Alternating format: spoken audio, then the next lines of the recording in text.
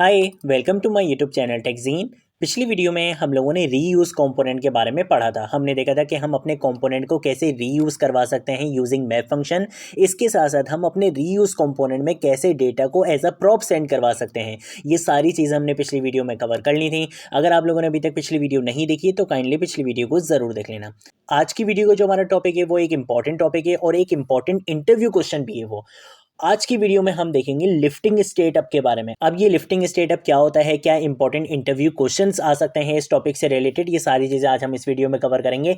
बहुत easy example के साथ समझाऊंगा। एक बेसिक टॉपिक है लेकिन एक इंपॉर्टेंट टॉपिक है, इस वजह से आपको इस बारे में अच्छे से पता होना चाहिए। ठीक है, मैं क्या करूंगा, मैं यहाँ पे इस SRC फोल्डर में आऊंगा और यहाँ पर आकर सबसे पहले तो एक कॉम्पोनेंट बना लूंगा। किस नाम से? लिफ्टिंग स्टेट अप के नाम से। ठीक है, तो मैं यहाँ पे लिख लूंगा लिफ्टिंग स्टेट अप और यहाँ पे मैं लिख लूंगा .jsx। ठीक है, इससे क्या होगा, मेरा लिफ्टिंग स्टेट अप .jsx के नाम से एक कंपोनेंट फाइल बन चुकी है। यहाँ पर अगर मैंने एक एरो फंक्शनल बेस्ड कंपोनेंट बनाना है तो मैं यहाँ पे लिखूंगा RAFCE। उससे क्या होगा, मेरा react arrow functional based component बन जाएगा। इस डिफ की जगह मैं यूज करूंगा रिएक्ट फ्रेगमेंट और यहाँ पर आकर क्या करूंगा, एक H2 का टैग लगा लूंगा। यहाँ पे मैं सिंपल लिख लेता हूँ lifting state up in React.js। ठीक है, हम यहाँ पे लिख लेते हैं lifting state up in React.js।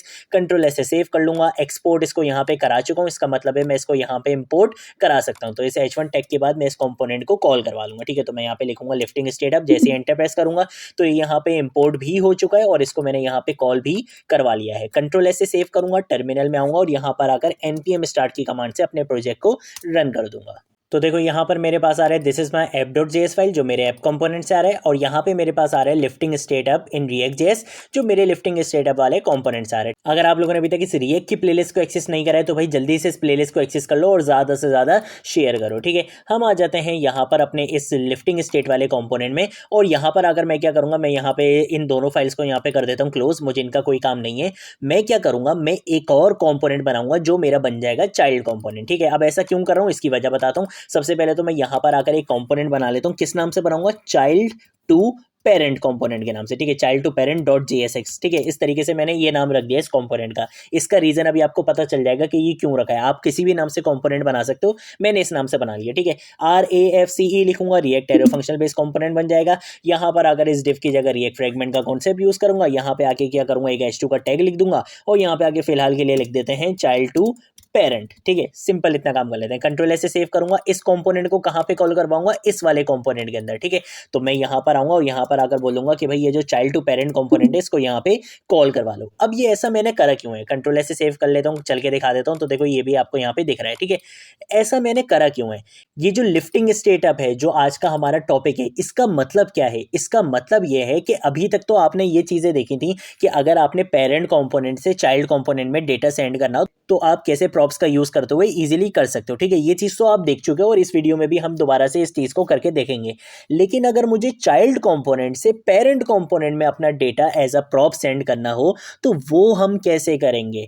इसी चीज को कहा जाता है लिफ्टिंग स्टेट अप। रिएक्ट में इस टॉपिक को क्या कहा जाता है? Lifting state up. अक्सर इंटरव्यू क्वेश्चंस में इस तरह से नहीं पूछा जाता कि how to send data from child component to parent component. अक्सर इंटरव्यू क्वेश्चन में इस तरीके से नहीं पूछा जाता, बल्कि पूछ लिया जाता है कि यार what is lifting state up, कि भाई ये बता दो लिफ्टिंग स्टेट अप क्या है। तो आपको पता होना चाहिए लिफ्टिंग स्टेट का मतलब बिल्कुल वही है कि आप चाइल्ड कंपोनेंट से पेरेंट कंपोनेंट में कैसे डेटा को सेंड कर सकते हो। और इसकी लॉजिक क्या है? वो लॉजिक जो रिएक्ट की अपनी ऑफिशियल वेबसाइट में है, मैं आपको बिल्कुल उसी तरीके से आपको करके दिखाऊंगा और वही बिल्कुल बेस्ट प्रैक्टिस है जो रिएक्ट की अपनी ऑफिशियल वेबसाइट में। अब वो कैसे होगा वो भी हम इस वीडियो में देखेंगे। बहुत ईजी टॉपिक है। ठीक है, सबसे पहले तो एक चीज समझ लो, हम पेरेंट कंपोनेंट किसको बोलते हैं और चाइल्ड कंपोनेंट किसको बोलते हैं। देखो ये कंपोनेंट क्या है? मेरा पेरेंट कंपोनेंट है। अगर मैं बात करूं लिफ्टिंग स्टेट अप और चाइल्ड टू पेरेंट, ये जो मेरे दो कंपोनेंट है, इन दोनों में से पेरेंट कंपोनेंट कौन है? ये जो लिफ्टिंग स्टेट अप है ये पेरेंट कंपोनेंट है और ये जो चाइल्ड टू पेरेंट है ये चाइल्ड कंपोनेंट है। क्यों?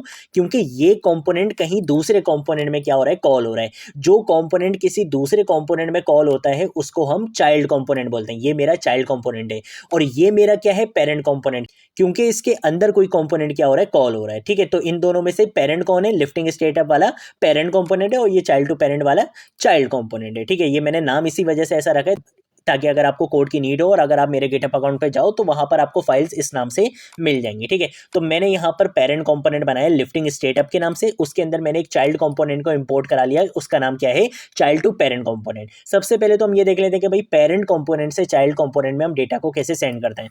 मान लो कि भाई मैं यहाँ पर अगर लिखता हूँ लेट, और लेट के बाद मैं यहाँ पे लिख लेता हूँ फॉर एग्जाम्पल नेम, ठीक है। नेम क्या, हम यहाँ पे यूजर रख लेते हैं, ठीक है। आप कुछ भी रख सकते हो, मैंने यहाँ पे यूजर के नाम से क्या कर लिया, एक वेरिएबल बना लिया, ठीक है। मैं सिंपल क्या करूंगा, मैं बोलूंगा कि भाई इस यूजर का नाम है फरजीन, और हम इस फरजीन को क्या करेंगे, एज अ प्रॉप अपने चाइल्ड कंपोनेंट में पास करवा देंगे। अब एक चीज है, ये जो लिफ्टिंग स्टेट, अब इसमें ये जो स्टेट आ रहा है, क्या इसका मतलब वही वाली स्टेट है जो हम यूज स्टेट का हुक यूज करते हैं तब बनाते हैं? नहीं, इसका मतलब वो स्टेट नहीं है।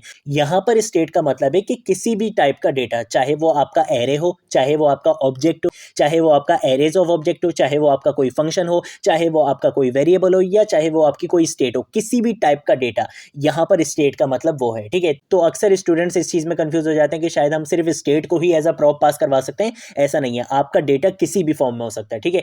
तो यहाँ पर स्टेट का मतलब ये है। अब मैं क्या करूंगा, इस वेरिएबल को एज अ प्रॉप अपने चाइल्ड कंपोनेंट में पास करवा दूंगा। तो मैं यहाँ पर आऊंगा, यहाँ पर अगर मैं अपने प्रॉप को कोई भी नाम दे सकता हूँ, मैं यहाँ पे फॉर एग्जाम्पल दे देता हूँ आइटम, ठीक है, इक्वल टू कर्ली ब्रेसेस लगाऊंगा, किसको सेंड करना है, यूजर को, तो मैं यहाँ पे लिख दूंगा यूजर।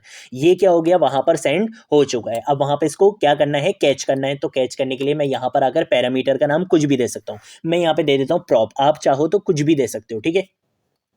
यहाँ पर आने के बाद अब मैं क्या करूंगा, मैं इस H2 टैग की जगह, ठीक है, मैं यहाँ पे H2 नहीं लिखूंगा, बल्कि अब मैं यहाँ पे क्या करूंगा, मैं यहाँ पे बोलूंगा कि भाई नेम होगा, और नेम में क्या आएगा, नेम में मैं यहाँ पे कर्ली ब्रैकेट लगाऊंगा, मैं बोलूंगा कि भाई प्रॉप के अंदर क्या आ रहा होगा, एक आइटम के नाम से डेटा आ रहा होगा, आपने उसको क्या करना है, यहाँ पे शो करवा देना है। कंट्रोल S से सेव करूंगा, यहाँ पर आऊंगा, और यहाँ पर अगर आप देख सकते हो नेम फरजीन आपको यहाँ पे मिल रहा है, ठीक है। तो ये होता है सिंपल क्या, कि आप पेरेंट कंपोनेंट से चाइल्ड कंपोनेंट में कैसे डेटा को सेंड कर सकते हो।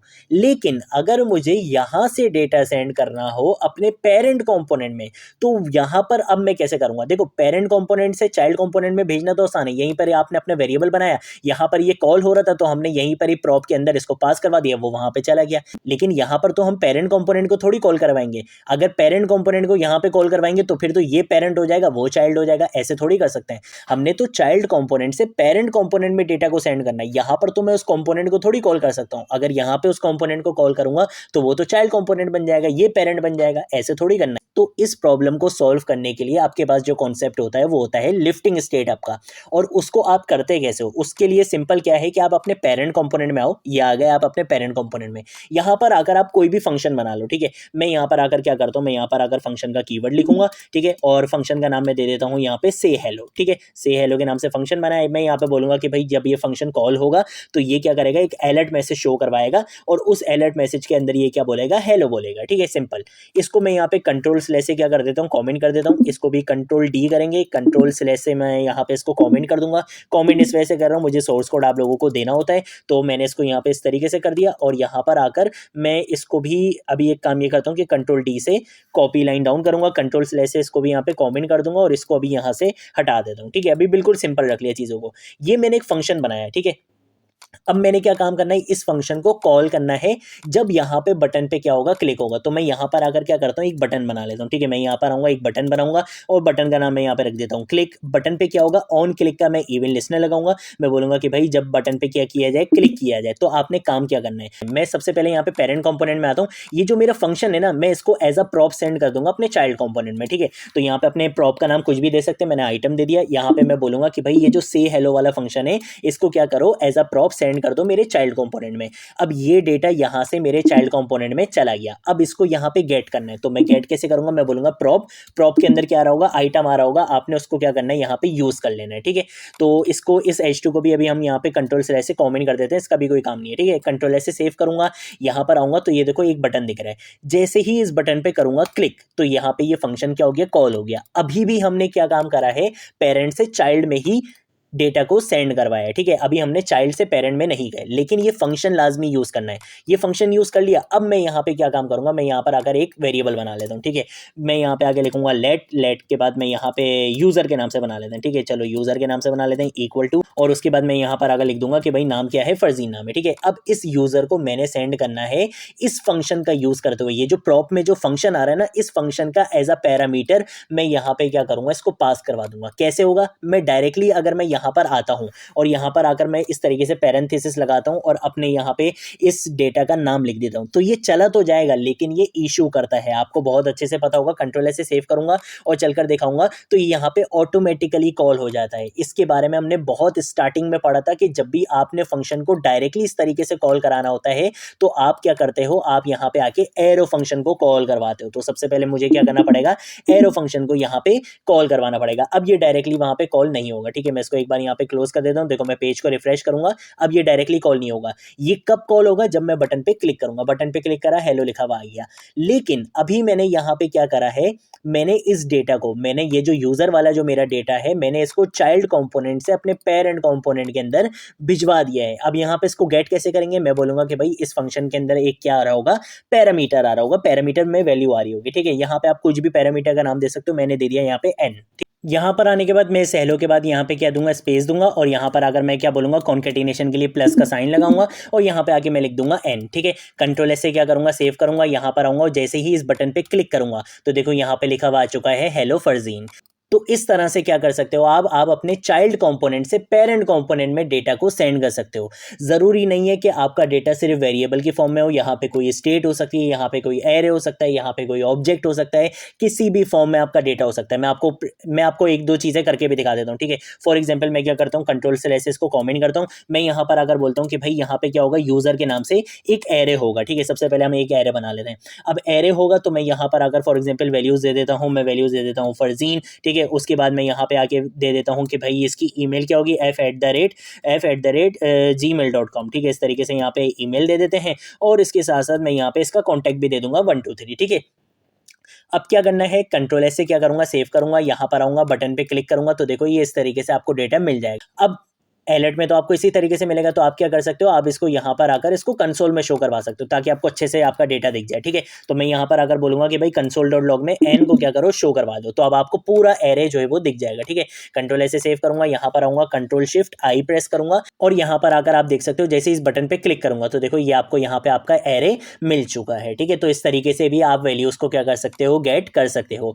आप अपने चाइल्ड कंपोनेंट से किसी भी टाइप के डेटा को आप अपने पेरेंट कंपोनेंट में सेंड कर सकते हो। लॉजिक यही रहने वाली है कि पेरेंट कंपोनेंट में आप क्या करोगे, एक फंक्शन बनाओगे, चाइल्ड कंपोनेंट में आप क्या करोगे, बटन के क्लिक पर उस फंक्शन को कॉल करवाओगे और उस फंक्शन के पैरामीटर में आप यहाँ पे वो डेटा सेंड करवा दोगे जो भी डेटा आप अपने पेरेंट कंपोनेंट में सेंड करवाना चाहते हो। सेम ऐसे ही अगर आपने कोई ऑब्जेक्ट बनाना है, चलो ऑब्जेक्ट भी करके दिखा देता हूँ यार। तो मैं यहाँ पर अगर बोलूंगा कि भाई लेट यूजर के नाम से क्या होगा, एक ऑब्जेक्ट होगा और इस ऑब्जेक्ट के अंदर की वैल्यू पेयर्स होंगे। मैं यहाँ पे नेम दे देता हूँ, फॉर एग्जाम्पल फरजीन दे देते हैं, ठीक है। फरजीन दे दिया यहाँ पे नेम। उसके बाद मैं यहाँ पे बोलूंगा कि भाई ईमेल होगी, तो मैं यहाँ पे बोल देता हूँ f@gmail.com और इसके साथ साथ क्या होगा भाई, कॉन्टैक्ट होगा, तो मैं यहाँ पे आके बोल देता हूँ कि भाई कॉन्टैक्ट होगा, तो कॉन्टैक्ट हम यहाँ पे क्या बोलेंगे, कॉन्टैक्ट बोल देते हैं 123, ठीक है। कंट्रोल एस से क्या करूंगा, सेव करूंगा। अब यहाँ पर आऊंगा और यहाँ पर आकर इस पेज को क्या करूंगा, रिफ्रेश करूंगा, बटन पे क्लिक करूंगा, आपको यहाँ पे क्या मिल चुका है, ऑब्जेक्ट मिल चुका है, देख रहे हो। तो इस तरीके से यहाँ पर ये चीज प्रूफ होती है कि आप अपने चाइल्ड कंपोनेंट से किसी भी टाइप के डेटा को अपने पेरेंट कंपोनेंट में सेंड करवा सकते हो यूजिंग लिफ्टिंग स्टेटअप कॉन्सेप्ट, ठीक है। ये जो कॉन्सेप्ट होता है इसको लिफ्टिंग स्टेटअप कॉन्सेप्ट बोलते हैं, ठीक है। तो आपको ये भी पता होना चाहिए लिफ्टिंग स्टेटअप कॉन्सेप्ट क्या होता है, कि आप चाइल्ड कंपोनेंट से अपने पेरेंट कंपोनेंट में डेटा को सेंड करवा दो, ठीक है। तो आज की वीडियो के लिए इतना ही। अगर कोई चीज़ नहीं समझ आए नीचे कॉमेंट सेक्शन में पूछ लेना, सोशल मीडिया अकाउंट से पूछ लेना, मैं ज़रूर आप लोगों को रिस्पॉन्ड करूंगा। अब हम मिलेंगे नेक्स्ट वीडियो में नेक्स्ट टॉपिक के साथ, तब तक के लिए बाय बाय।